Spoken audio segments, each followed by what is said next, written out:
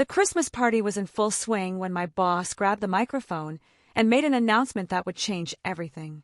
"Everyone, I have wonderful news about our star employee, Sarah," he boomed across the decorated conference room. "She just inherited $12,000 from her grandmother." I froze with my glass of punch halfway to my lips. How did he even know about that? I'd only mentioned it quietly to my desk neighbor earlier that day. The room erupted in applause and congratulations, but I felt a cold dread settling in my stomach. "And Sarah," my boss continued, his eyes gleaming with something I didn't like, "I think this is the perfect opportunity for you to show your team's spirit. Why don't you donate that inheritance to our company fund? Think of it as an investment in all of us." The room went silent. Every eye turned to me. I could feel my face burning as I set down my glass with a shaking hand. "My name is Sarah, and I'm a 28-year-old marketing coordinator at a mid-sized tech company. I'd been working there for 3 years, consistently exceeding my targets and earning praise from clients.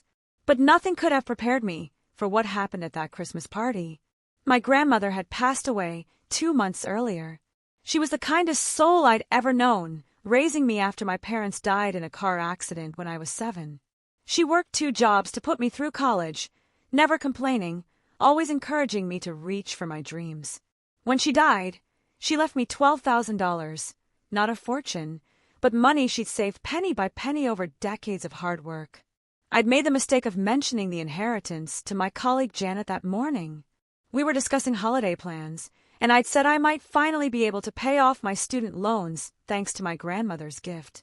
I never imagined Janet would spread this information, let alone that it would reach my boss, Richard. Richard had always been demanding, but lately he'd become almost unbearable. The company had been struggling financially, and he'd been cutting corners everywhere, reducing benefits, denying raises, even making us buy our own office supplies. But this was beyond anything I could have imagined. "Well, Sarah," Richard's voice boomed again. "What do you say? Show everyone here what being a team player really means."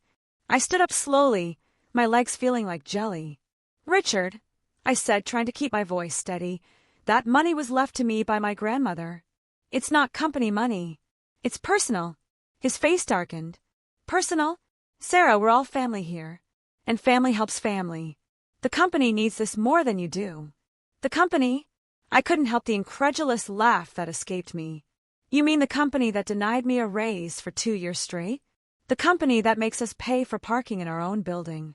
"Watch your tone," Richard warned, his fake smile completely gone now. "You're walking on thin ice." I looked around the room. Some colleagues looked sympathetic, others uncomfortable, but no one spoke up. These were people I'd worked with for years, people I'd thought were friends. But fear of Richard kept them silent. "You know what?" I said, my voice growing stronger. "This must be a joke. There's no way you're seriously asking me to hand over my grandmother's inheritance at a Christmas party." "This is no joke," Richard said coldly. "Either you make this donation right now, or you can clean out your desk. Your choice." The room gasped.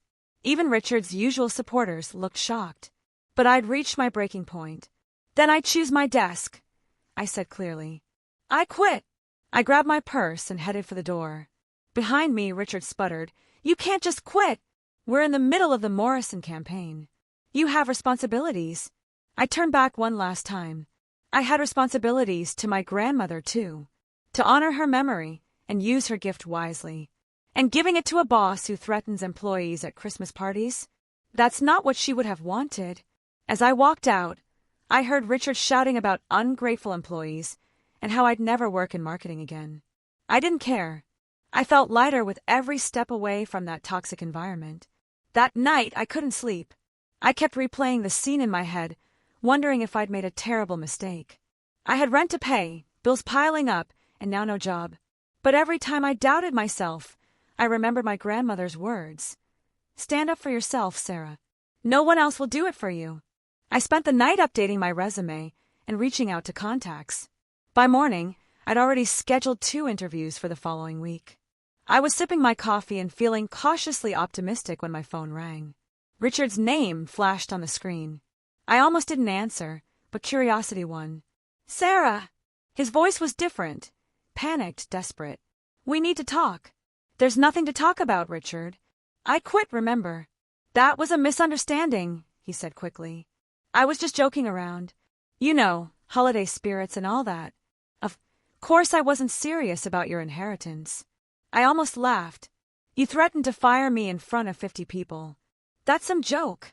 Listen, his voice dropped lower. The Morrison campaign is threatening to pull out. They said they'll only work with you. You're the one who built that relationship. Without you, we lose a $500,000 account. Now I understood. It wasn't about me, it was about money. It was always about money with Richard. That's not my problem anymore, I said. Wait! He was truly panicking now. I'll give you a raise. 20%. No, 30%. And a promotion. Senior marketing manager. Your own office. Richard, I said calmly, you showed me exactly what you think of me last night. You see employees as ATMs, not people. I'm done. You're making a huge mistake, he shouted. You'll never find another job this good. I'll make sure of it. Actually, I said, I already have 2 interviews lined up. Turns out, other companies value employees who stand up for themselves. Goodbye, Richard. I hung up and blocked his number. Over the next few days, I heard from former colleagues about the chaos at the office. The Morrison campaign did pull out, just as Richard had feared. But that wasn't all. Word of what happened at the Christmas party had spread. 3 other key employees quit within the week. The company's biggest client called Richard personally to express their disgust at his behavior. Janet, the colleague who'd spread the news about my inheritance, reached out to apologize. She admitted that Richard had been pressuring her for information about everyone, threatening her job if she didn't comply. I felt sorry for her, still trapped in that toxic environment. 2 weeks later, I had 3 job offers. I accepted a position at a company known for its ethical practices and employee care.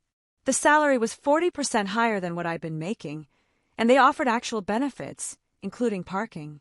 On my first day at the new job, my manager took me to lunch. We heard about what happened at your previous company, she said. That took courage. It's exactly the kind of integrity we value here. 3 months into my new job, I learned that Richard's company had filed for bankruptcy. The loss of major clients after the Christmas party incident had been the final nail in the coffin. Richard himself was under investigation for financial misconduct. Apparently, the company fund he wanted my inheritance for was actually his personal account. I used my grandmother's $12,000 exactly as she would have wanted. I paid off a chunk of my student loans, put some in savings, and donated a portion to the senior center where she'd volunteered. I even framed one of the bills with a photo of us together, a reminder that some things are worth more than any job. The irony wasn't lost on me. Richard had demanded $12,000 and threatened my job over it. In the end, his greed cost him everything: his company, his reputation, and potentially his freedom. Meanwhile, standing up for myself led to a better job, better pay, and most importantly, my self-respect intact. My former colleagues still reach out sometimes. Many of them found new jobs too, having been inspired to leave after witnessing what happened. They thank me for showing them that they didn't have to accept abuse, that there were better opportunities out there. Looking back, that Christmas party was a gift in disguise. Not the kind Richard was after, but something far more valuable. It taught me that my worth isn't determined by my willingness to be exploited. It showed me that standing up for yourself might be scary in the moment, but it opens doors you didn't even know existed. My grandmother always said that money shows people's true character. She was right. Richard showed his character when he tried to take what wasn't his, and I showed mine when I walked away from a job rather than dishonor her memory. These days, I'm thriving in my new position. I've been promoted twice, and am now leading my own team. I make sure to create the kind of environment where no one would ever dream of demanding an employee's inheritance at a Christmas party. Sometimes I think about that night and how different my life might be if I'd given in to Richard's demands. I would have lost more than $12,000. I would have lost my self-respect and any chance at a better future. The best inheritance my grandmother left me wasn't the money. It was the strength to stand up for myself and the wisdom to know that some prices are too high to pay, even for job security. And Richard, the last I heard, he was working as a door-to-door salesman, having been blacklisted from the corporate world. Karma, it seems, has a way of balancing the books. If you're watching this and facing a similar situation, remember, no job is worth sacrificing your dignity. There are always other opportunities for those brave enough to seek them. Stand up for yourself. You might be surprised at what happens next. Thank you for listening to my story. I hope it helps someone else find the courage to say no when it matters most.